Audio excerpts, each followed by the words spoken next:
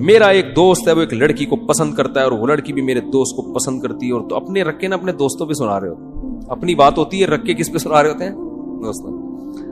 اور میرے دوست کو پسند کرتی ہے اور دونوں نکاح کرنا چاہتے ہیں, لیکن لڑکی پشتو اسپیکنگ ہے اور اس کے گھر والے کہتے ہیں ہم شادی کے معاملے میں پٹھان لوگوں کے علاوہ کسی سے شادی نہیں کریں گے. اس پر روشنی ڈال دیجئے. بھائی لڑکی کے والدین کو چاہیے کہ اگر لڑکی کہیں نکاح کرنا چاہتی ہے تو قوم کو نہ دیکھیں, وہ لڑکی کا نکاح کر دیں. یہ صرف پٹھان میں نہیں, ہر قوم میں ہی ہے. یہ مہاجر کہتے ہیں ہم نے صرف مہاجروں میں کرنی ہے, پٹھانوں میں نہیں کرنی. پنجاب والے کہتے ہیں ہم نے پنجابیوں میں کرنی ہے, سندھی کہتے ہیں ہم نے سندھیوں میں کرنی ہے. یہ ہر قوم کی بیماری ہے. تو اس لیے یہ نہ دیکھو, اگر لڑکی کہیں نکاح کرنا چاہتی ہے اپنی قوم میں نکاح بہتر ضرور ہے کہ وہ اپنے مزاج کو سمجھتے ہیں اپنی قوم کے لوگ, لیکن یہ کوئی فرض واجب نہیں ہے. لڑکی اگر کسی غیر قوم میں نکاح کرنا چاہ رہی ہے, چاہے مہاجر ہو پٹھانوں میں چاہ رہی ہے, تو مہاجر کو چاہیے نہ روکے اس سے. پنجابیوں میں چاہ رہی ہے تو پٹھان کو چاہیے کہ پنجابیوں میں چاہ رہی ہے تو نہ روکے. تو یہ نبی صلی اللہ علیہ وسلم کی حدیث ہے, صحیح حدیث ہے, لن تری للمتحابین مثل النکاح. آپ نے فرمایا دو محبت کرنے والوں میں نکاح سے بہتر کوئی چیز نہیں. تو جہاں محبت ہو والدین کو چاہیے وہاں نکاح کر دینا. اور یہ حدیث کس موقع پر فرمائی آپ صلی اللہ علیہ وسلم نے؟ یہ ایک بچی تھی جو غریب صحابی سے نکاح کرنا چاہتی تھی, اور اس کے جو ولی تھے, ابا کا والد کا انتقال ہو گیا تھا, اس کے ولی تھے نا چچا, وہ مالدار صحابی سے نکاح کرنا چاہ رہے تھے.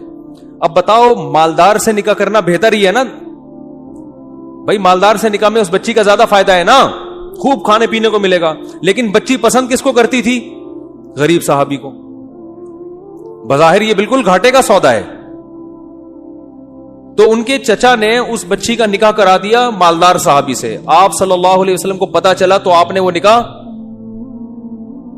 کلعدم قرار دے دیا, کیونکہ وہ بچی کی پرمیشن نہیں تھی, اس میں اجازت نہیں تھی. اور پھر آپ نے اس بچی کا نکاح کرایا ان غریب صحابی سے. اور اس موقع پر آپ نے فرمایا لن تری للمتحابین مثل النکاح, دو محبت کرنے والوں میں نکاح سے بہتر کوئی چیز نہیں. یعنی کیا فرمایا کہ جہاں محبت, جس سے محبت ہے اس کو جہاں چاہ رہی ہے وہاں نکاح کرو اس کا. بات آ رہی ہے سمجھ میں؟ تو اس لیے بھائی اپنی قوم, چاہے مہاجر ہو, پنجابی ہو, پٹھان ہو, اپنی قوم کا وہ مسلط نہ کرو.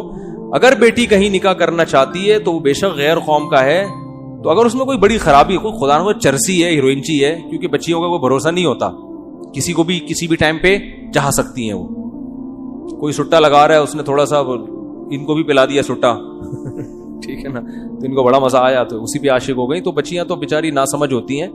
تو ایسا ہی نہیں, ماں باپ انکوائری کریں کہ بندہ اس قابل بھی ہے کہ اس کو اپنے خاندان میں لایا جائے, خاندان کا فرد بنایا جائے. تو اگر اس میں کوئی دوسری خرابی نہیں ہے, بڑی خرابی, تو پھر شریعت کا حکم یہی ہے کہ بچی کی چاہت کو سب سے پہلے رکھا جائے گا. سمجھ رہے ہو کہ نہیں سمجھ رہے؟ اور اس کی مرضی کے بغیر کسی کو اس پہ مسلط کرنے کی اجازت نہیں ہے. بعض خاندانوں میں بڑا ظلم ہوتا ہے, بیٹیوں پہ نہیں چاہ رہی ہوتی, زبردستی تھوپ دیتے ہیں جا کے. تو یہ ظلم ہے, اس کا گناہ ملے گا, قیامت کے دن اس کا جواب دینا پڑے گا والدین کو, جو بھی والدین اس طرح کرتے ہیں. دیکھو اسلام کا پتہ اسی وقت چلتا ہے جب آپ اپنی چاہت کے خلاف اسلام کے حکم کو فالو کرتے ہو. بھائی جب تک اسلام آپ کے کلچر کو سپورٹ کر رہا ہے پھر تو ہر آدمی اسلام کو فالو کرے گا نا.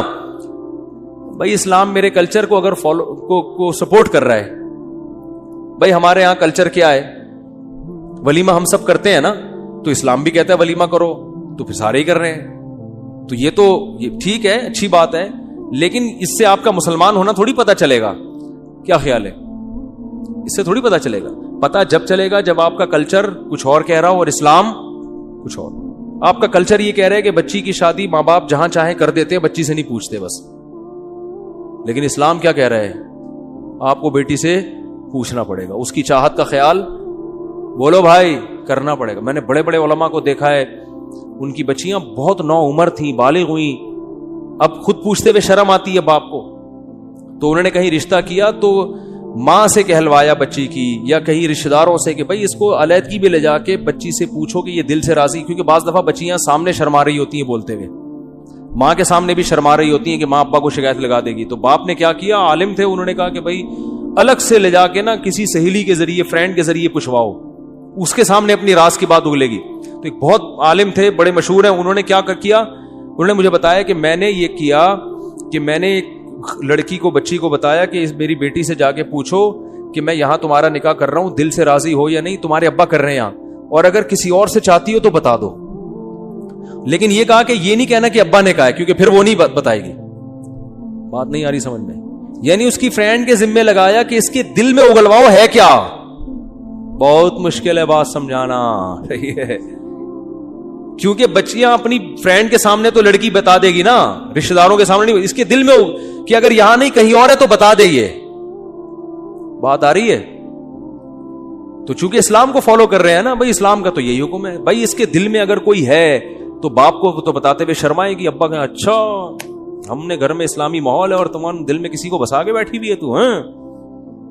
तो वो उल्टा गैरत के ताने देना शुरू कर देते हैं। वो भाई बसाना ना बसाना एक अलग कहानी है, लेकिन निकाह वही होगा जहां इसकी चाहत है।